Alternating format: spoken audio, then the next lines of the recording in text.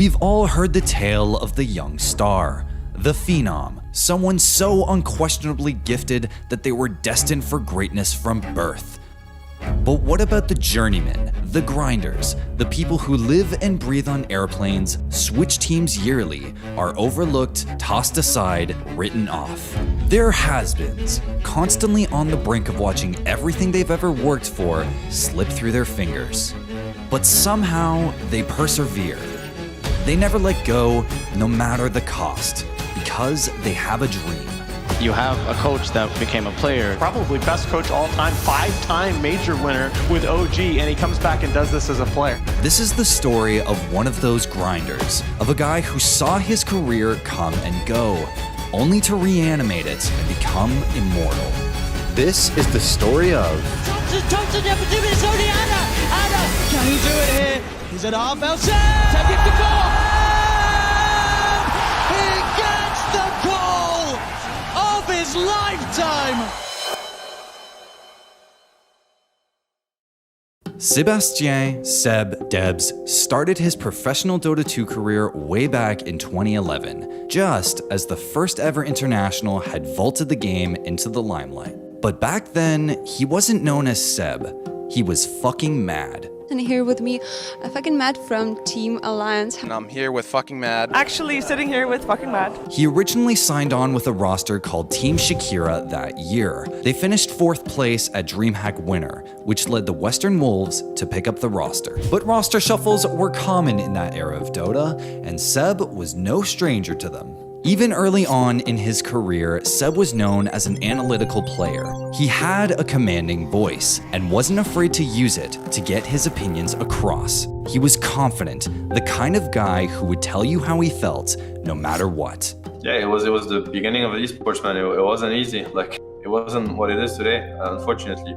If you'd lose, you'd have no money to pay for your rent. You'd have like I remember playing DreamHacks and we had no money to pay for the hotel. We were sleeping on the floor the very night. So you think twice about losing again. You know, like it was a do or die. It was truly the win or die kind of thing. He joined a team called Mortal Teamwork in 2012, ahead of TI2, and qualified for the main event alongside his new squad.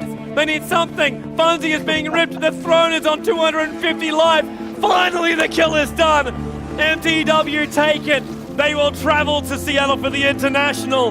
Headed into TI2, many actually looked to MTW as contenders for the Aegis of Champions. But despite all the hype headed into the event, they tripped out of the gate, finishing with a record of 3-11. That burst damage from MTW. Aggie till up, and in comes the Ravage. Morphling with a double, Morphling with a triple, and it steals the GG. MTW are the first team to be eliminated from the International 2012. There was pressure, and the way we were treating each other as teammates, I think, was pretty immature back then. You know, I try to give every year, every guy a reason or a theme for why we failed. That one was team dynamics. And that spelled the end of yet another stint on a team for Seb. This was kind of the story of his early career. He'd flip-flop between teams, never living up to his potential on the biggest stage. By the end of that era, he really was a bit of a nobody in the professional Dota world. Between 2011 and 2015, he played on 13 different professional teams. And after that disastrous performance at TI2, he was very much thrust out of the game's upper echelon. The community began to know him as just an arrogant kid with some talent that never really measured up to the rest of the game's best. I was like, it's been a while now. It's already been like 5 years or something of competing, and I felt like my ideas, they were good enough to win these TIs even. And yet I'm sitting there, not even making it to the main event ever. If I can't, not even making it to the tournament. So I'm like, you want to be confident, you want to believe, you want to chase your dream, but you don't want to be delusional. He wasn't a phenom, he wasn't the game's next star, and things were only going to get worse. In 2015, Seb's career revved its engines a little when he signed with a former TI winner in Alliance. But the team had a mediocre showing in the lead up to TI5 and failed to qualify for the biggest event of the year. You know, it's almost heartbreaking. Why couldn't they have played as well in Game 1 as they did in Game 1 throughout the rest of the qualifiers? Yep, GG, well played. And with that, Alliance slips down. into last place along with Burden United, and they see their hopes for the International 2015 come crashing to an end. And despite some improved results from Alliance later in the year, Seb couldn't keep up, and after ESL won Frankfurt, he was without a home once more. It was hard to get that team anywhere until at a certain point it felt like we were just banging ourselves against, like, our heads against the wall. Only this time, he wasn't about to find a new one anytime soon.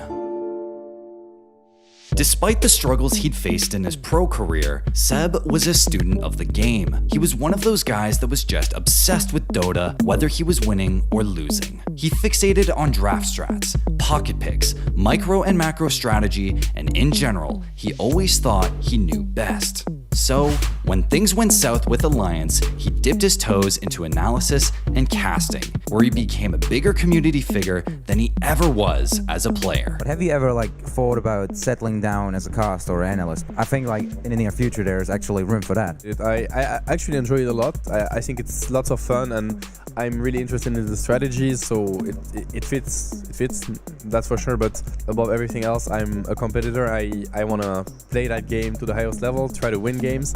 So no, it never crossed my mind for any second. I can do that while I'm on a break. If I have time, I'd be glad to do it. I enjoy it a lot, but it's playing before everything.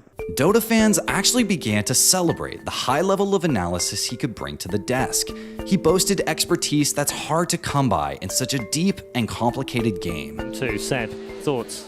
I think Empire has to play the same way they did in Game 1. You do? The fact that they were aggressive brought them ahead. They actually caught LHD off guard many times, and they crushed them in many openings. But it's also what lost them the game, so they need to find the right balance. It's going to be tough, but they can do it. It was during this era that his reputation as a prominent Dota 2 mind grew immensely. But his highly opinionated personality also got him into trouble. He famously faced rabid community backlash after calling Arteezy overrated. But even though his pro career was largely a failure, that was just the way Seb was. The kind of guy who said what he thought and meant it, no matter who he might offend. Yeah, indeed. Seb, what are your final thoughts on that game for EG? I mean, I kind of expected EG to dominate complexity, and no offense to complexity, but I think EG is the strongest team. There's probably a lot to do with my temper, with how I am. I mean, I'm a very I'm a person, I like challenges. At that point in 2016, Seb was adrift. He was a smart guy, but his professional career had never really measured up to his game sense and the volume of his voice. But at the end of that year, Seb got a fresh start. OG brought him in as an analyst during their run at the Shanghai Major, and then immediately hired him as a head coach after the event. I felt very unsatisfied with my career path. I felt like I could do much more. I could have done much more in Dota in general. I never really met my expectations of what I was capable of, but I never really gave up on my dreams of really testing what I was capable of. Even back then, OG were known as the type of team to do things their own way. So despite Seb's waning prominence, the Union made a weird kind of sense. He was a big brain who wasn't afraid to break the mold, and that was exactly what OG wanted. The way he spoke about the game, you could tell it wasn't just passion, it was brains, and this is kind of what we saw. And to say that it was a match made in heaven would be an understatement. It was very clear that this was the best opportunity I've gotten to that day to prove myself, once and for all. There was not going to be any doubts, so that was the perfect scenario, so I just went for it. The team was built around Fly and No Tail, two of the scene's closest and most beloved players. They rounded it out with Prodigal Miracle, Moon Meander, and Crit. And with Seb at the helm, the W's continued to roll in. Ozzy's on in. Moon looks to jump. This could be the combo. Let it go with the Sunray 2. Miracle just waiting for the Omnislash now. It comes through and jumping forward. They get the stun on the Dragon Knight. They bring him down as well almost. Yes, sirree. They sure do. The Bear about to drop will pop the BKB, but they beat down Fauna. They go Scepter to point defensively. The Bear will fall. The Hero's next. OG are doing it. Liquid. They can't withstand the punishment. OG are the Manila Major Champions. Second time, the first ever team to repeat. Not only did they take home the trophy in Manila, but the team credited a lot of their success to their new coach. A huge shout out to our coach Seb. This would have never happened without him. Sebastian, thank you so much for this. It was a dream come true. Everything just, the stars, they aligned. all these experiences that I've had in the past, they made sense. They started being useful. And OG rode their victory in Manila to yet another win at ESL One Frankfurt. The S-Maker defensive your scepter, but it's the mid-ranks, they're forcing to make it, then they get the GG. Yes. OG, they've just gone from strength to strength, and they will take this grand final 3-0 against Navi in spectacular fashion. Headed into TI6, they were among the favorites to hoist the Aegis. But like everything in Seb's career, it wasn't going to be that simple. The team was absolutely massacred at TI, losing to heavy underdogs TNC in the lower bracket. Your whole life is about that tournament. When it ends, I don't think you quite accept it. Your brain just doesn't process the fact that it's over. But OG were an enigma. They bounced back from their failure at TI with another major title in Boston and picked up 2017's first major in Kiev. They were the winningest team in major history. They had unrivaled chemistry and some of the most talented players in the world. With each major title, each triumph, Seb's reputation as a coach grew. When the highest level of Dota is played, when every little detail is thought through, it's something that is beautiful in the sense that I've never found this in anything else in my life. Kiev major, we found our strengths, and Sebastian really brought us together as a team. He's like one of the players, and he deserves the moment to celebrate with us.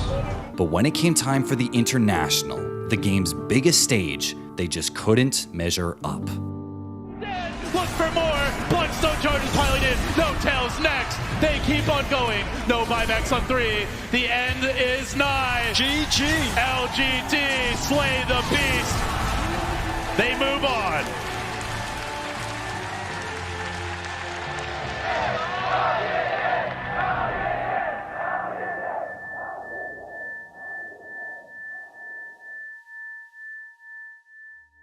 That loss left an everlasting, undeniable tear in the fabric of OG Dota. The heart and soul of their organization, Fly and No-Tail, wouldn't be queuing into games together in 2018.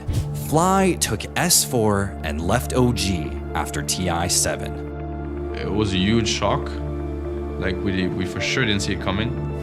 Not much was said. I think max 3 sentences were spoken in that room. Then they left. We spent 8 years together, and now it's over. OG were in shambles. In the end, OG's majors weren't enough. Dota simply isn't about majors. If you can't perform at TI, it's time to go back to the drawing board. And that's what they had to do in the lead up to the International 8. So forming a team 3 months before TI and having a shot at winning TI? No, not happening. OG had lost their captain. They looked like a shell of their former selves, and the Dota world, more or less, wrote them off. Just months before TI, they still had 2 holes in their roster, and there were no top players that they could sign on a moment's notice. So they found a ringer.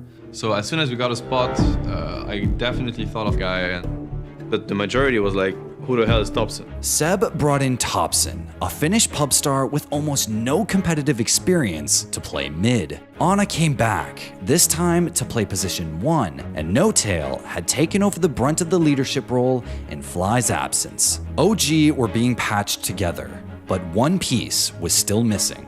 The real question is, why not Sebastian as a player instead of a coach? What I wanted is the team to win. I wanted us to play at the highest level of Dota, whether it's me playing or me coaching, whatever it is. This is the number one priority. This is what makes me happy. They were beaten, they were broken, but they were going to give it a shot. After all, when the TI lights turn on, anything can happen. With the odds stacked against them, OG rose to the challenge. They didn't start the event off too strong, but they proved during the groups that they could still hang. We just got to work and try to fix everything we could think of that had to be fixed, and it ended up working. Anna has the hand of God, living for the moment. The 2-person shackle. This could be a decent turnaround, but the illusions taking down Abed with the Desolate damage. Oh, it's dirty, and the tip to boot. OG Dota. I love it. At the same time, another tornado comes out, and that's enough to finish him out. He's dead for Seb might get and another no! Seb gets the Marauder as well, and that's it! GG is the call from Iceberg. Win strike. They don't get their win against OG, and they will be forced into a tiebreaker. They played a different style of Dota under Seb that year. In many ways, their in-game performance was a direct reflection of having a coach in the booth. They weren't afraid to level the opposition. Try that weird pocket pick or cheese strat, they were a coach's team. And along with some heroic performances from everyone on the roster, that style landed them a spot in the upper bracket, where they promptly dispatched VGJ Storm 2-0. As they've waited out in this game, a lift up there with the Yule Scepter, light strike array as well, draining through the mana, the ice path, the save, and he's gone! 100 seconds, has to buy back and get back into this fight. The Witcher's Curse, they turn it, they find him! Is he gonna go down? The Enchantress taking a ton of damage, they have the second light strike array, Weaver's down for 2 minutes! OG, they're taking them down, and this might be GG! All of a sudden, this team filled with outcasts who'd been written off before the tournament even started were within striking distance of a TI final. But standing in their way was a familiar face, Fly and Evil Geniuses. If they wanted to make the Cinderella story come true, if Seb wanted to seize the career he'd always dreamed of, they'd have to dispatch the person who'd been there when it all started. OG versus EG will round out day number 3. I'm so excited at all of those matches. I particularly want to see the last one. I think it's safe to say, or fair to say, that EG are the favorites going into this. Can he keep this man alive, though? He doesn't have the black hole back up yet, but Anna with a big gust heading him back. Tornado! Thompson! He's in with the back of the meter! Tony Glass coming down! Thompson with the save! Gets both of them! Thompson and Boca doing it big time on the main stage! Fly can't catch the Icarus Divers, he's back up to the high ground. Curse from Noto comes out to Korean. Thompson deeping out of it. Oh, hang on. They'll take him into the snowball. They want to keep the try going. They get on top of the egg. They'll take down the egg. They'll find the egg. That punch Krill. Quick's gonna fall. Oh, he's gonna one. Oh my lord. OG. He's got a rapier, but it's almost certainly they're going for the pace. OG looking to close things up. They're onto the ancient. They're beating it down at a pace that EG can't compare to. GG is called. OG win the series 2-1 against Evil Geniuses, knocking EG down to the lower bracket. OG will move one step closer to the Aegis. So here we have this gang of brothers. They'd overcome all the odds, conquered maybe their greatest nemesis, and found themselves in the upper bracket finals of TI, a single match away from the final. What was next? Well, now they had to make history. A Chinese team had always won TI during even-numbered years, and OG were facing off against that region's juggernaut and the world's top-ranked team, PSG LGD, who looked poised to repeat the pattern. Sentry ward gets planted. Anna's still out of range of it. Observer and Sentry, they'll see Notal jump in right on top of him. He doesn't have that reincarnation back up against the Notal's down, but Anna, he turns on the damage. BKB with a flag count. Jerix is there to help him out. Somnus standing his ground, the cold embrace. Anna does no more damage anymore. It's all up to Seb. He looks for his target, and they pop him. They pop 2, they pop 3. Aren't being forced after Johnson is down, but he ends up where the Echo slam. Oh, there it is. Bouncing forward. There's your slam. There's the dunk. There's the play. Jirax, the savior of OG. They've got the control. X-Nova, he'll go down. This is the game. LGD have nothing left. OG have done it. It goes the distance. It goes to 3.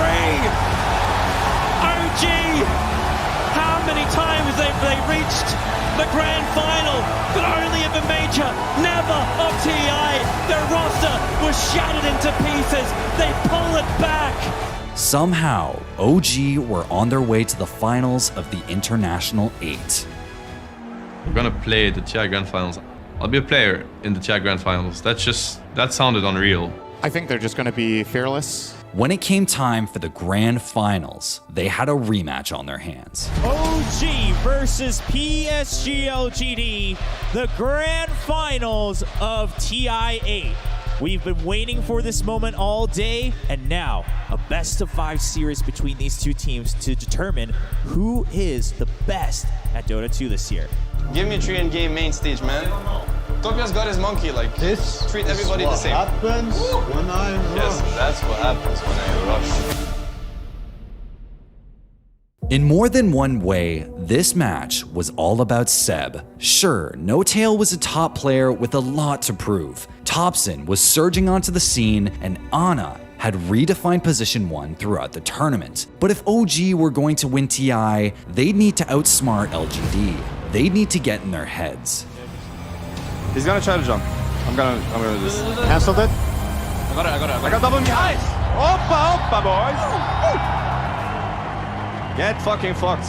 Zipping across towards Jarek, the ult out from the CM, but the mid-jar armor from Seb's coming down. They've got the change stun onto X-Nova. Anna's still alive for now. They get the double kill, the cold embrace, keeping Anna alive. The Winter's Curse holding back the attacks off the challenge. The charge is so far. He'll fall. Triple kill for Anna. OG took the first game. But after LGD fired back 2 games in a row, they found themselves with their backs against the wall. Boys, first game from best of 3. Back against the wall. We knew we were going to get tested. We are getting tested. Yes. This is a rough situation to be in, of course, but we're going to overcome it together. And then came Game 4, the biggest game in OG history, and notably, the greatest game of Seb's life. You said you really like Invoker? Yeah. Give the boy Invoker. Invoker. Yeah, I like it. This might be the ass game. Seb back. Yes. Shit. Yes, man. Okay. Yes. Seb. You're gonna see, man. You're gonna see some shit, man. This is my game, boys.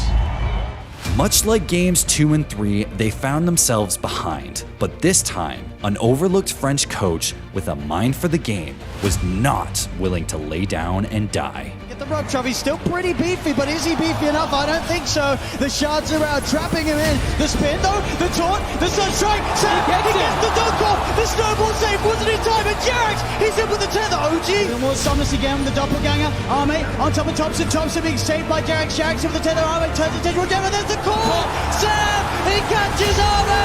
Arme down for 2 minutes to hand. They've got Somnus as well. Oh, gee.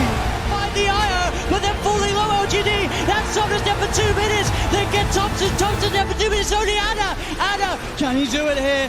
He's at half out. Take it to goal. He gets the goal of his lifetime.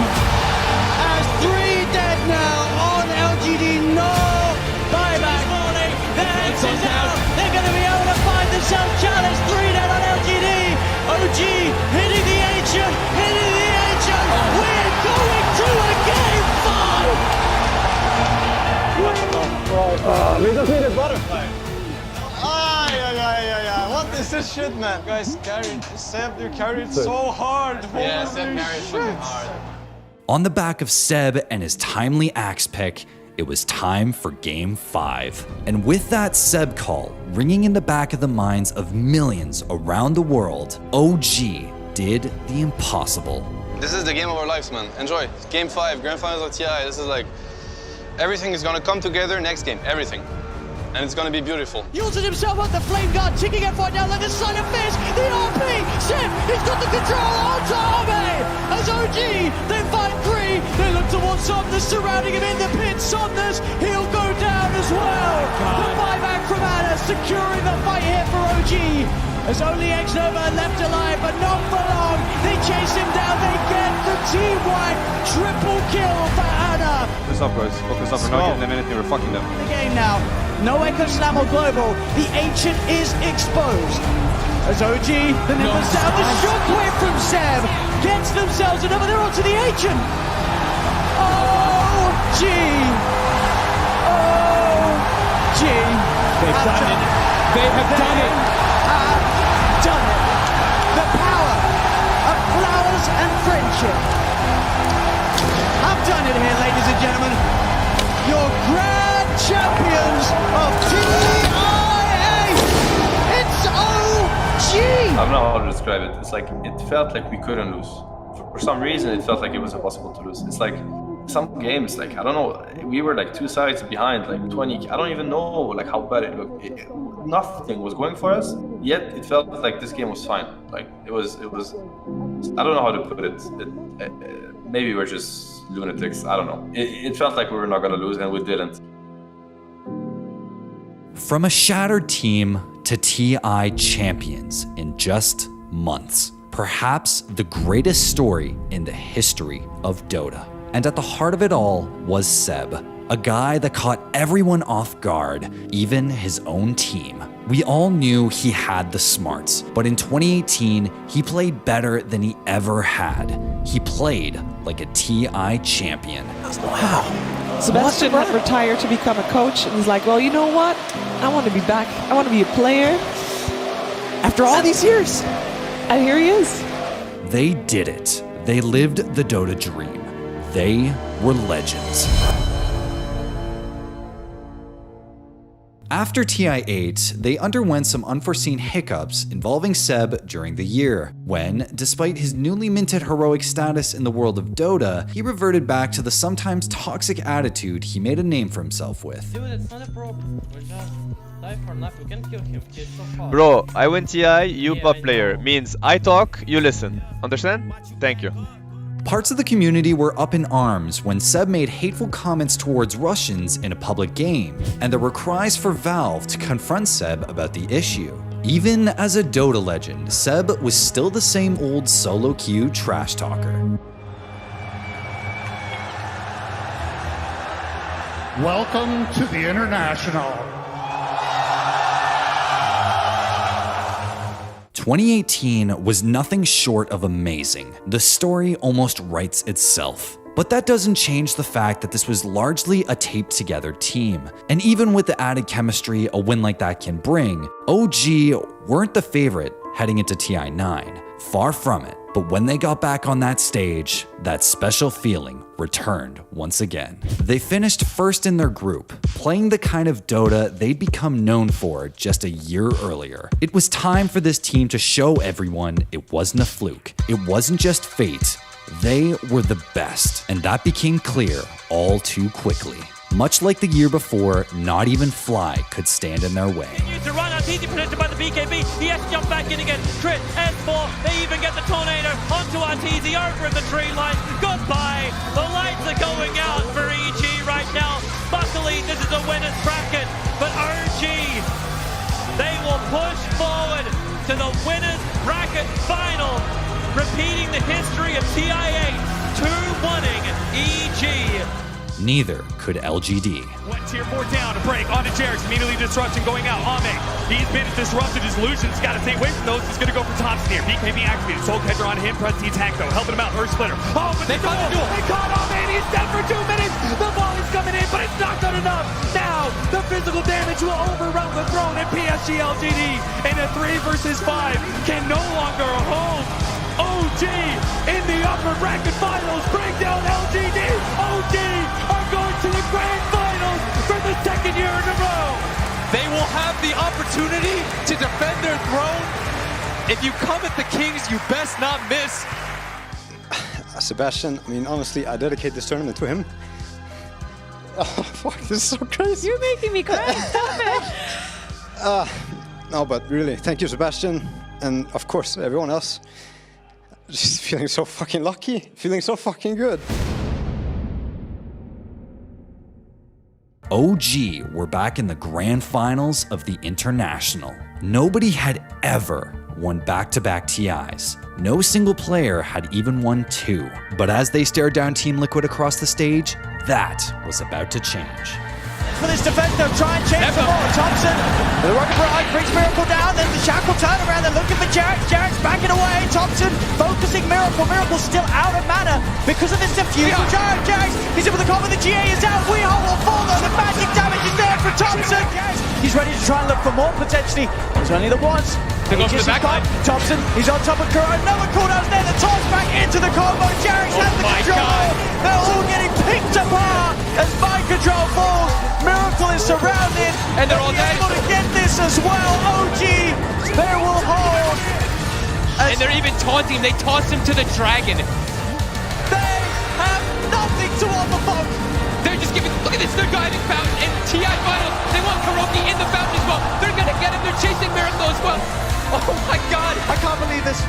I can't believe what we're seeing in this game for OG. You thought you saw it all against you. You thought you saw it all against you. And then it is gone. OG are your 2 These last 3 games didn't even seem close. Liquid, they had something going for themselves, but then they hit the brick wall. OG is the best team in the world. They're on a completely different level. No question. They are so far ahead of anybody else that plays this game for a living. OG, the best team of all time, and with this, their second TI win. And not just the second TI win, but the second back-to-back. They do it 2 years in a row. There is no question that we are witnessing the best team of all time. There are no words that can do what OG has accomplished over the past 2 years justice. They proved everybody wrong about what it meant to be champions in this game. And at the heart of it all was one grinder, a Dota fiend, Seb. A player who is never meant to be the greatest, never fated to be a household name, someone who never stopped working and never gave up on the dream. A symbol of the obsessed, of the incredible journey that is Dota, where the thing you want more than anything, to be truly great, can slip right through your hands, only to reappear amidst chaos to change the game. Thanks for watching. If you want more content like this, hit the sub button and ring that notification bell. For unique bite-sized videos you won't find anywhere else, hit up our Instagram, Twitter, and Facebook pages.